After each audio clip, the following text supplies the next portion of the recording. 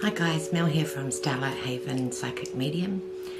Just thought I'd have a little bit of a chat today about who I am and what I'm all about and how I came to be and what I do. I have written a book that is available on Amazon. It's called Beyond Our World. It's a little bit of everything for people. So there's things in here about meditation, crystals, tarot, angels, your chakras, famous mediums, psychometry, development circles, what is a medium. So it's a really good book for somebody starting out. As I say, you can buy it on Amazon or you can buy it direct from me. So I'm a psychic medium and I work from the Waikato, from home. I do spiritual healing, I do Reiki healing, I do readings, I do house blessings, house cleansings. Some of you may have seen our other channel, Psychic Paranormal New Zealand. So I decided to start this one so that, especially with COVID, people don't have to come to courses. I think there's still a fear of gathering in big groups of people and learning. So I thought, well, what would be really good was if I could help people learn through the power of the internet. So I'm going to do some classes in the upcoming months about your chakras and about meditation and protection and grounding and everything that I usually teach in a workshop. But I will give you a little bit of a vlog, I guess, if you like, about me, and I'll just read you a little passage at the start of my book. So from an early age I began to see spirits around me. I could see them as clear as I could see myself in a mirror. To me, they were just normal, real people, and I didn't realise that no one else could see them. As children, we're all born with psychic abilities. However, as we progress in life, we tend to shut these abilities away. And it's very true, children and animals are still very open to spirits, but society closes us down as we grow. So I did this for 10 years. I shut them away, and I chose not to believe in anything like that. And I was reading a book at about the age of 18 which had an article about spiritualist churches in it. Their creed was there is no death. Now that to me was a really unusual statement, and I wanted to find out more about it. So I went along to my first spiritualist meeting. During the service, I was amazed to see people in the congregation crying, as they were given messages from people they could recognise of having passed away. I needed to find out how these people on stage were able to connect with people who had died, and why no one was scoffing them or thinking that they were frauds. So after visiting the church, I began to find many books and items to do with spirituality. I didn't know where to start. I couldn't get enough information. I needed more and more and more. So I joined a development circle to enhance my abilities and bring back the images and feelings that I'd forgotten. Every week we would learn about different aspects of spirituality. Some of these topics made a lot of sense to me, especially when I look back on what I sensed when I was younger. Other aspects were totally new to me and took a lot of hard work to understand them.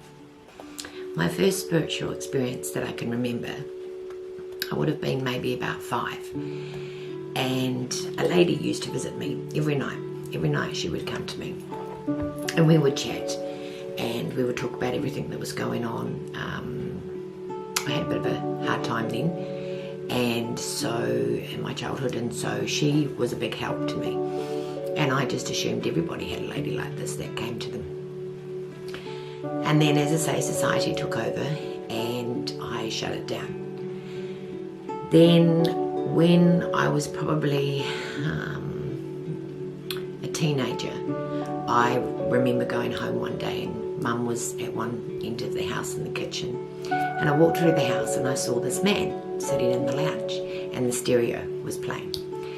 And I walked down to the kitchen and I says to Mum, "Oh, who's that man sitting in the lounge?" She said, "What man?" So we both went back into the lounge together, and the stereo was unplugged, so there's no way it could have been going, and there was nobody there. So I described him to Mum, and we went and had a look at some photo albums. And it turned out he was a great-grandfather that I didn't know. I couldn't explain it. So that freaked me out quite a lot.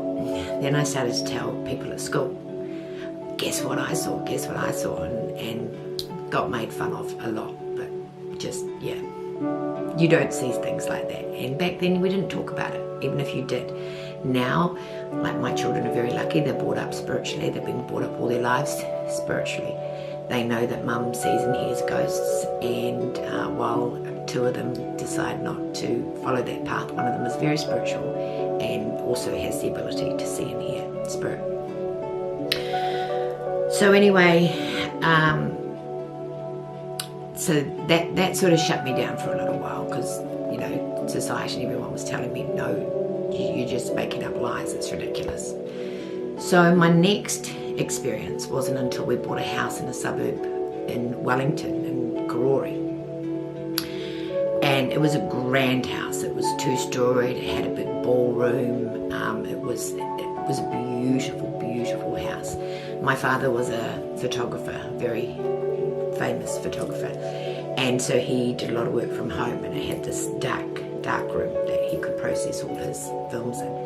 Anyway, every time I used to have to go into the dark room or go into the ballroom where the freezer was kept, I could always feel someone watching me, and somebody who had their eyes on me, and it was just a horrible, horrible feeling. And I just didn't like the house at all. I'll read you another little extract from my book. So from the moment we moved into the house, strange things began to happen. We used to have our freezer kept in the ballroom, as it was too large for the kitchen. Every night my mother would ask me to go out and get the ice cream out of the freezer for dessert. The light switch was situated over the other side of the room, so to turn it on, you had to walk a wee way in the dark. I always used to feel that someone was watching me, and I'd run to turn that light on. At the time, I thought I must have been imagining things, and that it was just the dark playing tricks on me. I still didn't like the feeling that I got. After about 3 months, I mentioned it to my older sister. She said that she too had felt someone was watching her every time she went into that room. The room was always cold, even though the sun got on it. The house had a winding staircase going upwards, obviously. And even though it was a glorious staircase and the sun always hit it, this green moss always seemed to grow on it. No matter how many times we cleaned it, it would return the next day. One night, while lying in bed, I could hear crying coming from my sister's room, and I thought maybe she'd had a nightmare, and I ignored it for a while. After about an hour and a half, it's still going on, I began to be worried that there was something wrong. I was too scared to get out of my bed, so I yelled out to my parents, who were in the next room, as to why she was crying. My mother came in and told me I must have been hearing things, as my sister was away for the night, staying at a friend's house. I know I heard that crying very clearly, and I was now wide awake. After my mother had left the room, I lay awake for ages waiting to hear the crying again, but no more came. I remember it had been a young girl's cry, probably at around 6 or 7 years of age. My sister at that time was 13, yet I wanted to believe it was her crying, rather than knowing that there was someone there crying that I couldn't see. After about 2 years of living in that house, my parents finally conceded that they too had felt someone's presence in that house, and that there had been a lot of strange goings on. They decided to call on a priest from the Catholic Church, as we were brought up Catholics. I'm now a spiritualist, but I was brought up a Catholic. So they called in the local priest from the church to do an exorcism. And I had no idea what that word even meant. The priest arrived, and we started going around from room to room, while the priest sprayed holy water and said the Lord's Prayer.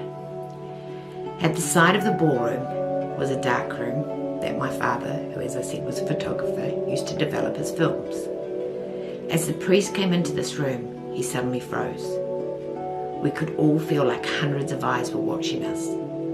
Some gave you the feeling of safety, while others gave you a feeling of fear. The priest stood for a long time saying prayers. Suddenly, my sister screamed loudly and started shaking and crying. I asked her what on earth was going on, as I was already frightened. She explained to us all that as the priest was chanting, she felt someone or something go right through her body that was evil and horrible. She said it felt very cold, like ice, going right through her body. We decided we'd done enough for the day and thanked the priest. He stated that this was also a new experience for him, and he didn't really know what to say. None of us knew at the time what was going on or what had happened, but suddenly the house seemed lighter and started to smell fresh again. My parents decided to put the house on the market for sale.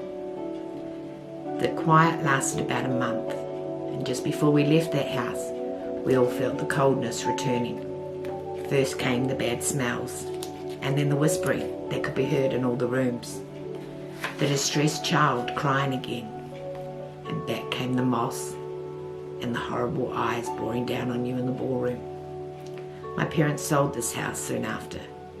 I know we were all very glad to be leaving that house forever. That was the start of my spiritual experience. So as I say, I went on to join the Spiritualist Church and join a development circle for many, many years. We met every single week for many years, learning how to meditate, learning how to contact my spirit guides, learning what a spirit guide was. Then after several years of sitting in circle, I was asked to take my own group and to teach people, which I did. And then I became a platform worker on the Spiritualist Church platforms. Loved it, absolutely loved it. And I do miss it. I haven't done it for a long time now because I moved away. But I still do readings, and as I say, I do everything that goes with that. So guys, I thought I'd just give you a little bit of an update, a little bit of a blog about who I am. I am going to also do a session with cards and let you know all the different cards I use. So I do use the good old Rider-Waite tarot deck. I have lots of cards that I use.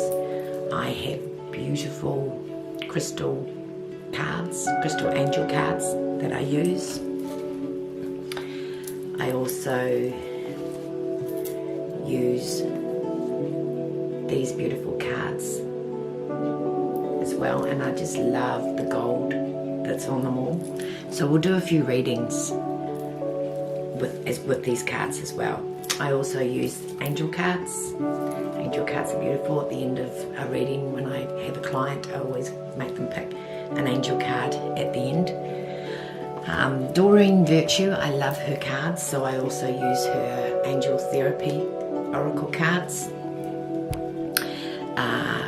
Work Your Light cards. Now these have just arrived. I used these many, many years ago, and so these are just arrived, so we're going to open them together at some stage. So, you know, I'm a psychic medium, and not all psychics are mediums, and not all mediums are psychics. So the difference is basically a psychic can read your aura. We all have an energy field around us. They can read your aura, see the colours. They can pick up on things. They can psychically read you. We use tools like, as I say, cards, ruins, numerology, pendulums. They're all a tool, and they help us connect, and I find the clients really enjoy it when I do use some of my tools. Dowsing rods, I have dowsing rods as well. So a medium can see and hear those that have passed. Like that Sixth Sense movie, I see dead people. So all mediums are psychics, but not all psychics are mediums. So I hope you enjoyed this, guys. It's just a little bit of an introduction to me and to my channel, and I will be doing more videos. I do have another job at the moment, which I finish in November, to go full-time, back to being a full-time medium. So I'll be able to upload regularly. And as I say, one of the first uploads I'll do is we'll go through the cards and have a bit of a play with those. And then I'd like to teach you all stuff like grounding and protection and meditation and how to live a spiritual life. There's a lot of people out there that are spiritualists, but they don't follow a spiritual life at all. So just remember, guys, be kind to one another, take care, and until next time, all the best. God bless.